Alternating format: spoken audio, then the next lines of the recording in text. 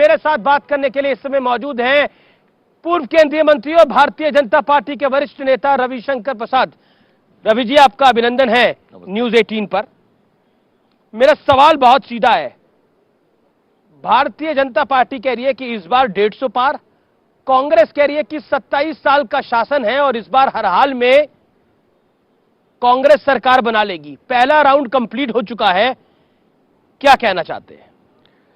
देखिए, हर पार्टी को अपने बारे में बड़ी बड़ी बात करने का अधिकार है, और जहां तक विपक्षियों का सवाल है, दिन में सपने दिखाने पर तो कोई पाबंदी नहीं है जी। लेकिन आपने कहा 27 साल से पावर में, और ये भारत के लोकतंत्र की एक बहुत अनोखी बात है। आप तो बड़े अनुभवी पत्रकार हैं अमित जी, कि कोई एंटी इनकम्बेंसी नहीं है। पर क्यों नहीं है आपकी राय में? बहुत अच्छा सवाल किया आपने। हम कहां बैठे हैं? साबरमती रिवर फ्रंट पर जी। मैं विद्यार्थी परिषद का कार्यकर्ता था छात्र जीवन में, तो यहां हमारा अधिवेशन था। मैं पहली बार अहमदाबाद आया था। कौन सा साल हो गए लगभग? ये है आपके 70 के दशक का अंतिम साल। जी जी जी। ये एक नाले के समान थे, साबरमती नदी। मैं रो पड़ा। हमने कहा इसी को बचपन से पढ़ा था, साबरमती के संत तूने कर दिया कमाल। और आज देखिए, यहीं पर आपसे बात कर रहे हैं।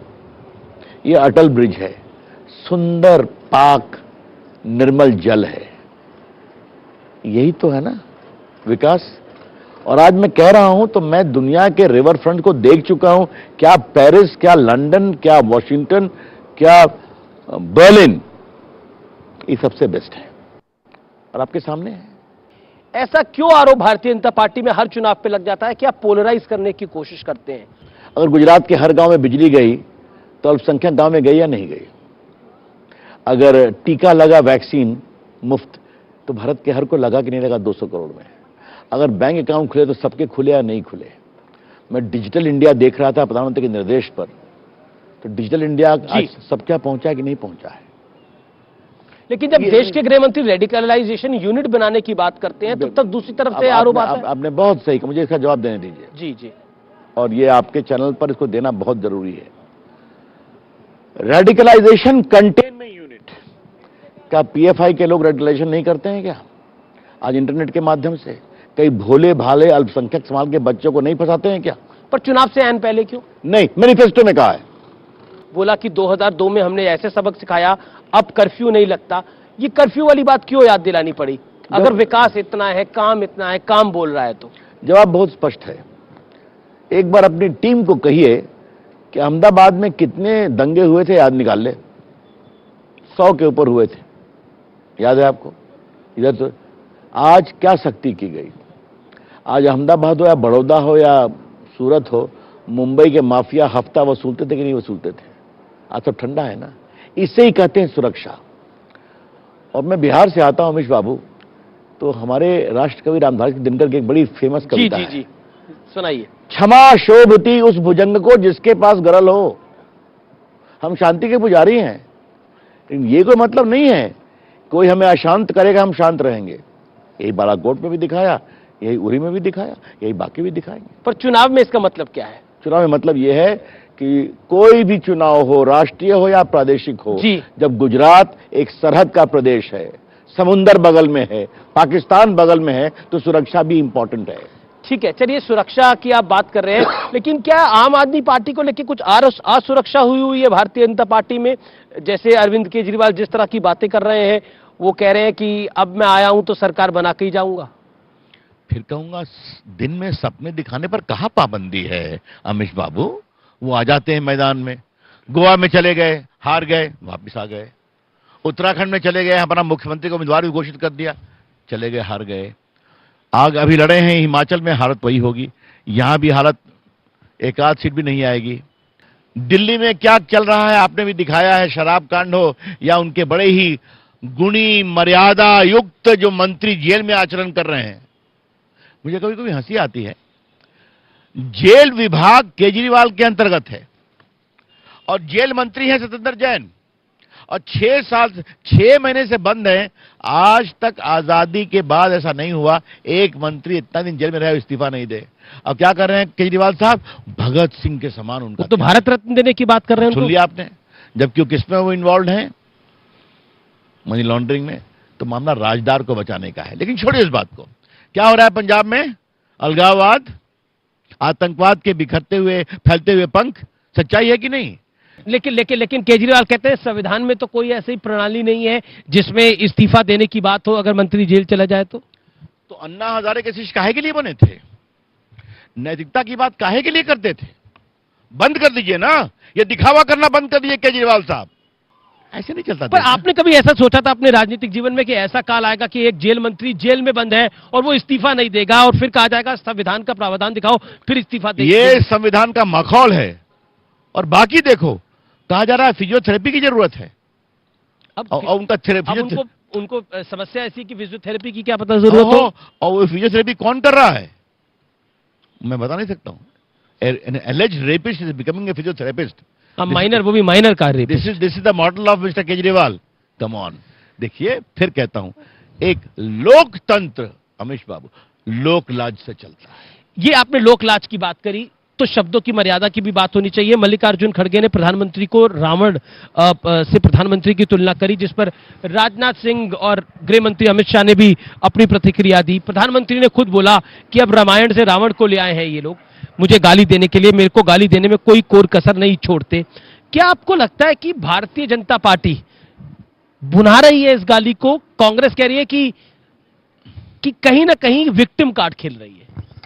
हम ही ने कहा था गाली पढ़ने के लिए, हम ही ने कहा था मौत के सौदागर की बात सोनिया गांधी ने जो कहा था, हम ही ने कहा था जहर की खेती, हम ही ने कहा मोदी हिटलर है, हम ही ने कहा मोदी को मार देंगे। और कौन थे वो? एक साहब, नाम छोड़ दीजिए, कि ये पीएम कभी नहीं बनेंगे। मैं कहता हूं मणिशंकर, इनके चाय की दुकान खुलवा दें हम। और वो कौन साहब थे? 19 में क्या कहा था? चौकीदार, आगे भी नहीं बोल सकता। राहुल गांधी। 7 में हारे, 12 में हारे, 14 में हारे, 17 में हारे, 19 में हारे, 22 में हारे। फिर भी ऐसा क्यों बोलते हैं? क्योंकि ऊपर से ये संकेत लगता है। क्यों आपको लगता है कि गांधी परिवार ने मल्लिकार्जुन खड़गे को कहा होगा? राजनीति में आप तो अध्यक्ष हैं, वो सर्वे सर्वा है कांग्रेस पार्टी के मल्लिकार्जुन खड़गे। आपने साहब साबरमती के किनारे कितनी बड़ी बात कह दी, क्या बात है। इतना बड़ा सच आपने कहा है कि मैं इसको मान करके मुस्कुरा रहा हूं। कम ऑन अमित जी, मैं बात जो कहना चाह रहा हूं, इसके पीछे एक अहंकारी भाव है। मोदी जी को स्वीकारना नहीं। तू कौन है भाई? तू कहां से आ गया? प्राइम मिनिस्टर बन गया, बैठा हुआ है। ये तो हमारा मामला है, ये तो हमारा क्षेत्र है। आज तक नरेंद्र मोदी जी को सोनिया जी ने औपचारिक रूप से कभी बधाई दी है क्या? कभी फोन पर कहा है क्या? देखिए, राजनीति में आलोचना होती है। मैच खेलो, फाउल मत खेलो। कांग्रेस पार्टी इसलिए बार बार फाउल खोलती है कि नरेंद्र मोदी के औकात को कम करो, और ये नहीं जानते हैं जितना मोदी जी को गाली पड़ेंगे और जितना उनमें बड़कपन है, बड़ा हृदय है, उतना ही उनका हृदय आगे बढ़ता है। लेकिन उन्हें भारत के प्रधानमंत्री को कब गाली पड़ी? जबकि नेक्स्ट डे वो G20 के चेयरमैन बन रहे थे। अच्छा, एक आप कह रहे हैं कि उस तरफ से कहे जाते हैं। अब हेमंता बिस्वा शर्मा ने जो राहुल गांधी के लिए बोला कि उनकी, क्योंकि अब दाढ़ी की लुक हो गई है, बोला कि अब ये इनकी दाढ़ी सद्दाम हुसैन जैसी लगती है, मुख्यमंत्री हैं। क्या आपको लगता है वो शोभा देता है ये सब शब्द? मैं इस पर एक ही बात कहूंगा जी। मैं उनको जस्टिफाई कर रहा हूं, उनको एक्सप्लेन कर रहा हूं। मैं आपसे एक बात कहूं, फिर आप बड़े अनुभवी पत्रकार हैं। राजनीति में व्यंग, हास्य, कार्टून, टीका टिप्पणी चलती है। हाँ? अब उन्होंने कहा कि आपने अपना हुलिया बदला तो आप गांधी जी का बना लेते, सरदार पटेल का बना लेते, नेहरू जी का बना लेते, तो ये क्या बना लिया? अब आप उसको हास्य में लीजिए, टीका में लीजिए, टिप्पणी में लीजिए। और चुनाव में थोड़ा बहुत चलता है ये सब, वो मर्यादा विहीन नहीं होना चाहिए। बिल्कुल मेरे शब्द आप ध्यान रखिए। आपको लगता है सद्दाम हुसैन बोलना मर्यादा के अंदर है? अब उन्होंने व्यंग किया है, अब इस पर हम और क्या बोले आपको। जी चलिए, मेरा अगला सवाल है कि प्रधानमंत्री का रोड शो हुआ गुरुवार को और करीब करीब बीजेपी का दावा है 10 लाख लोग इसमें जुटे। कांग्रेस पार्टी कह रही है कि ये सब कुछ दिखावा है, मेहनत इसलिए करनी पड़ रही है क्योंकि चुनाव हार रही है भारतीय जनता पार्टी, इसलिए इतनी मेहनत करनी पड़ रही है। राहुल जी तो वहां भारत जोड़ो यात्रा में मार्शल आर्ट से एनर्जी ट्रांसफर सिखा रहे हैं। आज आप मुझे बहुत हंसा रहे हैं, इस धूप में भी साबरमती किनारे मुझे हंसा रहे हैं। अरे हवा भी ठंडी ठंडी चल रही है थोड़ी थोड़ी। हम मेहनत कर रहे हैं। आपको रोका है क्या? खरगे साहब, आप भी निकालिए ना यहां पर, आपके लोग तो लड़ रहे हैं ना। आप एक दिन, मोदी जी तो अकेले घूम रहे हैं, एक दिन आप एक रथ पर सोनिया जी, आप, राहुल जी, प्रियंका जी, खरगे जी, निकल जाइए। और जितना मोदी जनता आई, इसका एक कतरा भी आ जाए तो मैं राजनीति छोड़ दूंगा। देखिए, हमारा फिर कहना है, राहुल गांधी प्रचार क्यों नहीं कर रहे हैं? क्योंकि वो अपने ऊपर हार का एक और ठीकरा नहीं लेना चाहते। जयराम रमेश का एक बयान आया, जो कांग्रेस के मीडिया चीफ है, कि यूसीसी की बात भारतीय जनता पार्टी इसलिए करती है चुनाव के बीच में क्योंकि वो चुनाव को पोलराइज करना चाहती है, यूनिफॉर्म सिविल कोड की बात। और हम देखें, ट्रैक रिकॉर्ड है, उत्तराखंड के चुनाव से पहले आपने ऐसे ही करा, गुजरात के चुनाव से पहले हर्ष सांघवी और भूपेंद्र पटेल की सरकार इसको लेकर आई, क्यों? देखिए, एक बात पहले कह दूं जी, जब से जनसंघ बना है तब से यूसीसी हमारा कमिटमेंट है मैनिफेस्टो में। 14 के भी और मैनिफेस्टो में था, 19 के मैनिफेस्टो में। बिल्कुल, लेकिन लागू तो चुनाव से पहले किया। एक मिनट सुनिए आप। कांग्रेस पार्टी देश के किसी भी महत्व के मुद्दे पर हमेशा डबल गेम खेलती है, और यही हाल यूसीसी पर है। मैं फिर पूछ रहा हूं, जयराम रमेश, कृपया करके आप यूनिफॉर्म सिविल कोड पर अपना स्टैंड क्लियर करेंगे? अब आपसे मैं कह रहा हूं, आर्टिकल 370 गया, भव्य राम मंदिर बन रहा है, ट्रिपल तलाक खत्म हो गया, ये भी होगा। हम जो कहते हैं करके दिखाते हैं। पहला राउंड हो गया, दूसरा राउंड होगा। बीजेपी का कितना नंबर है? नंबर देखना और देना अमीश देवगुन जी का काम है। पर आपकी राय क्या है? मेरा कहना यह है, ये जीत अभूतपूर्व, ऐतिहासिक, प्रामाणिक और सबसे बड़ी जीत होगी। और मतलब आप कह रहे हैं कि ये वाली बारी 130 पार 120 पार हो जाएगा? कुछ भी हो सकता है। कुछ भी हो सकता है जी।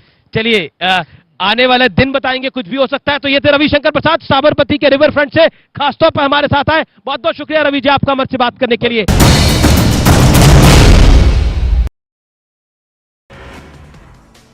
मील का पत्थर है आदिवासी